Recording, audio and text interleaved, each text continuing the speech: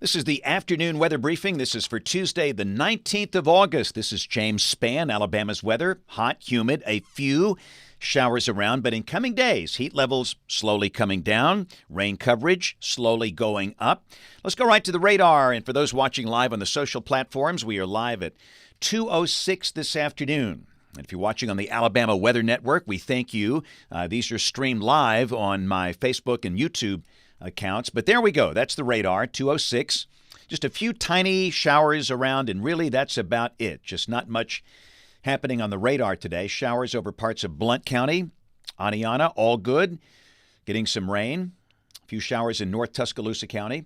We'll head down south. Things pretty quiet down here as well. Although there's one decent downpour over Fort Morgan and the western part of Gulf Shores and the Alabama Gulf Coast.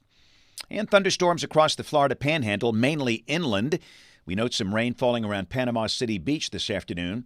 And again, all these fade away once the sun goes down later this evening. So here we go. This is the upper air look. And again, we have the sprawling ridge in place, but the higher heights are off to the west. And with time, a trough will be developing over the eastern half of North America, and that should bring a rather refreshing air mass change in here by early next week. But today, the sky mostly sunny, got a few fair weather cumulus clouds, and again, just a few very small showers. That's the regional radar composite. Got mid-90s for Huntsville and Birmingham at mid-afternoon. Montgomery at 92. Mobile at 92. And again, there's a heat advisory for some of the counties in west and northwest Alabama, but everybody is hot and muggy today. The way it works, the heat criteria for a heat index at 105. That's the way it feels because of the effective temperature and the high dew points. And heat advisories all across the Mid-South. We have a low-end marginal risk of severe storms later today and tonight from Oklahoma City and Wichita to near Columbus, Ohio. This is tomorrow, a marginal risk over parts of North Dakota and Minnesota, or Montana, I should say. And then on day 3, which is Thursday, again, a low level 1 out of 5, marginal risk of severe storms, parts of the Dakotas and Minnesota. Here's a look at rain for the next 7 days for most of Alabama. Rain amounts in the 1 to 2 inch range. This is between now and Tuesday morning of next week. For the Tennessee Valley, amounts between 1/2 and 1 inch. So let's look at weather in the tropics. Count them. We've got 3 issues on the board. We have Hurricane Erin east of the Bahamas. We have a tropical wave in the central Atlantic and a tropical wave in the eastern Atlantic. And, of course, we'll kind of focus on Erin in just a second. But in terms of the trailing waves, let's look at the one out there in the middle of the Atlantic, the Hurricane Center giving this a 60% chance of becoming a depression or storm. But again, the good news, the European is strongly recommending and suggesting here, based on the ensemble members, that this thing will be turning north well before reaching the United States or the Gulf. And most likely the same thing with the wave behind it. Here's a look at the probabilistic outlook. And again, you can see, of course, Erin, that's the bright red shade you see there. And you can see the trailing wave turning north, far east of the Bahamas. And concerning the wave out in the East Atlantic, we'll have to watch that. It remains to be seen how that plays out. That is a long way out there. But again, for Erin and the wave behind it, most likely these will stay out of the Gulf. Erin for sure, and most likely that system behind it as well. So let's look at Erin. The system just not looking healthy today. It's a couple of things going on here. We have dry air kind of involved in that western part of the circulation, and also some shearing, some wind shear. So the winds continue to decrease, which is good news. The maximum sustained winds down to 105 miles per hour. Moving northwest at 10.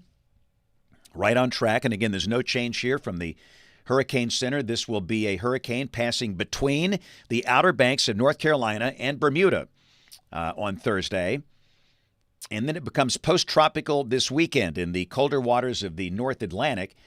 And again, while the winds will probably stay in the same range we have now, the radius of the winds will be increasing, the wind field, the size of the hurricane. So for that reason, on the east coast of the United States, there'll be some huge waves and obviously very dangerous rip currents. And the same thing for the island of Bermuda. But again, confidence extremely high. That track has been the track for days and days and days. Hurricane Center doing a great job of getting it right. So, model fans, here we go. GFS, 12Z run, 4 o'clock tomorrow. Upper high to the west. Heights are starting to come down. Of course, Erin off the South Atlantic coast. And for us tomorrow, I think we'll probably start to see an increase in the number of scattered showers and thunderstorms. This is the high-resolution HER model, valid tomorrow evening at 6 o'clock, showing a number of showers and storms around, especially for the northern half of the state. And again, it'll be hot, highs up in the low to mid-90s. And then for Thursday, again, right over me here, that's Erin. That's east of the Outer Banks, between the Outer Banks and Bermuda. It stays offshore, but again, it's going to be windy with some huge waves on the East Coast. But for us on Thursday, highs closer to 90, and again, we'll see a number of showers and storms about. And the same thing on Friday, the high Friday 90, showers and storms most active from noon to midnight. And concerning the weekend, we're going to see some rain at times, I think, but it's not going to rain all weekend long, not a washout. But this is Saturday. We're expecting scattered to numerous showers and storms. The high Saturday dropping into the mid to upper 80s for the northern half of the state. And the same thing on Sunday. And the better chance of rain, of course, during the afternoon and evening hours, but there might be a late night or morning shower as well.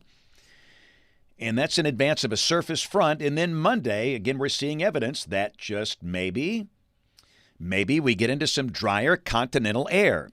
Humidity values coming down, nights cooler. We'll take that. And a week from today, this is Tuesday, the 26th of August. Look at the trough over the eastern states. And that does a couple of things. First off, any tropical mischief, that'll turn that north and northeast out into the Atlantic. No issues for the United States with that configuration. And, of course, the other thing that will do is help to pull down some pretty refreshing air.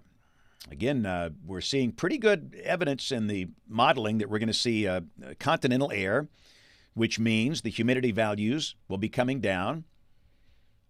And, again, nights will be cooler. We might even see some upper 50s for the cooler pockets. This is the precipitable water Tuesday of next week. And where you see the shades there of blue and brown, that's really dry air. Even the green down into South Alabama. So that's something we can look forward to.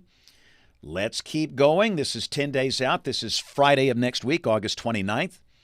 Got a zonal flow and, again, a dry air mass. So at this point, much of next week looking dry and unusually pleasant for August. I mean, we're going to see highs some days in the low 80s for North Alabama. And, again, some of the cooler pockets could easily see lows in the 50s. There's going to be a little fall feel to the air next week, which is very unusual here for late August in Alabama. We all know how hot it can be.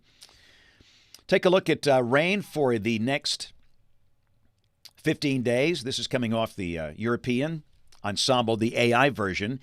The mean between now and the 6th of September, about 1 to 1.5 inches. Temperatures coming off the NBM, National Blend of Models. 93 tomorrow, 90 Thursday and Friday. Then look at that. Highs in the 80s for the weekend and all of next week. And look at the morning lows. Now, this is for the north central part of the state. We've got mid-60s, 64 Tuesday and Wednesday morning, but there's no doubt some of the cooler pockets could very well wind up in the 50s. And the latest long-range guidance, and this is the outlook from yesterday. Let's quickly see if by chance the new one is in, and it is. And I'll drop it in here. We can all watch it change together. And wow, check out the blue on that map. Come on now. I like that a lot. This is for August 27th through September 2nd. Temperatures below average over much of the eastern half of the country, including the northern two-thirds of Alabama. And again, we can celebrate that in late August and early September. Hey, we got to roll some Children's of Alabama Kid Cam back on the road today. Deer Valley Elementary School in Hoover, and man, oh man, I like teaching those third graders. These kids are smart. They can soak up the science. I know it's early in the school year, but they're good. They were great today, had a great time, and like these cookies. Deer Valley is nuts about James Spann. That's outstanding. But that's such a good school. The teachers are great, and we did some storm spotting for them. Talked about hurricanes, tornadoes, forecasting, and much more. Good to have the schools back in session. Love it. I'm energized by these visits. A great time today. So again, thanks to everybody at Deer Valley Elementary School in Hoover for a great visit earlier today. You know, you guys are looking good. Also had a chance to visit the AIDB Birmingham campus today, the Alabama Institute for the Deaf and Blind. Great time there that was marvelous. Thursday, going to be doing a program for Tuscaloosa County Emergency Management. And then Friday, I will be at Hayden Elementary School in Blount County for a weather program there. No book signing, by the way, this Saturday. But we thank you so much for watching. If you're new here, we do these videos typically twice a day. In the morning about 5:15 Central. In the afternoon about 2:45, going a little early today. And, of course, you can watch these on the social platforms, my Facebook page or YouTube channel, or on the all-new Alabama Weather Network. And an invitation, you can watch us this evening on ABC 3340 News at 4, 5, 6, and 10 o'clock. Thanks for watching. Have a great evening, and God bless.